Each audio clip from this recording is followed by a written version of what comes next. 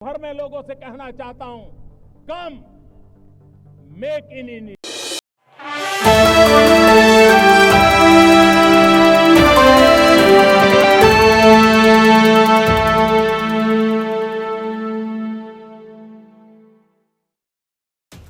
दिल्ली की नई सरकार के सबसे प्रमुख कामों में यमुना की सफाई प्राथमिकता में है। नदी की सफाई के लिए संबंधित विभागों की ओर से कार्य योजना भी बना ली गई।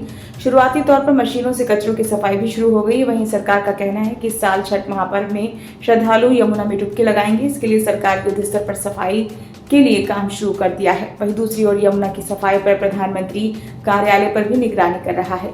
दिल्ली सरकार में मंत्री डॉक्टर पंकज सिंह का कहना है कि शुद्ध, पवित्र, अविरल यमुना के लिए हम वचनबद्ध हैं। ये प्रधानमंत्री नरेंद्र मोदी का वादा है। सरकार इस मुद्दे को लेकर गंभीरता से काम कर रही है। इस बार छठ महापर्व में श्रद्धालु यमुना में डुबकी लगाएंगे। गौरतलब है कि गंभीर रूप से प्रदूषित यमुना के किनारे छठ महापर्व बनाने पर रोक लगी हुई है। रोक के पीछे की वजह यह है कि यमुना का पानी इतना प्रदूषित है कि इसमें नहाने से बीमार होने का खतरा है। दूसरी ओर बीते कई सालों से दिल्ली की राजनीति भी यमुना की सफाई को लेकर गर्माती रही है। पिछले 10 सालों तक दिल्ली की सत्ता पर काबिज आम आदमी पार्टी की सरकार सफाई के मुद्दे पर काफी बयानबाजी करती रही, लेकिन काम कुछ नहीं हुआ। बीते दिनों एलजीबी के सक्सेना के निर्देश पर यमुना की सफाई के लिए मशीनों को लगाया गया है। कुल 7 मशीनों से नदी से ठोस अवशेष, जलकुंभी और खरपतवार को हटाने का काम अगले कुछ महीनों तक चलेगा।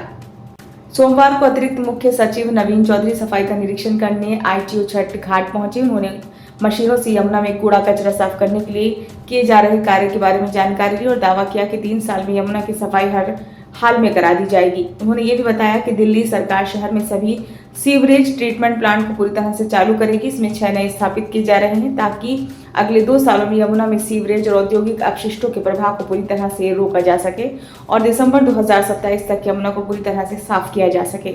दिल्ली में यमुना का 57 किलोमीटर का हिस्सा हरियाणा से लेकर उत्तर प्रदेश की सीमा तक है।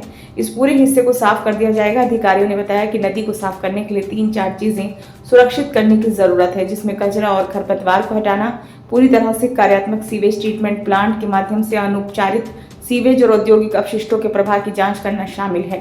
दिसंबर 2026 तक सभी एसटीपी पूरी तरह से काम करने लगेंगे। इसके बाद यमुना में कोई भी अनुपचारित सीवेज गिरता है तो उस पर सख्त कार्रवाई होगी। साथ ही लोगों को मूर्तियों को विसर्जित करने, कैलेंडर और ऐसी अन्य वस्तुओं को नदी में फेंकने से रोकने के लिए जन जागरूकता पैदा की जाएगी। ब्यूरो रिपोर्ट, नई दिल्ली।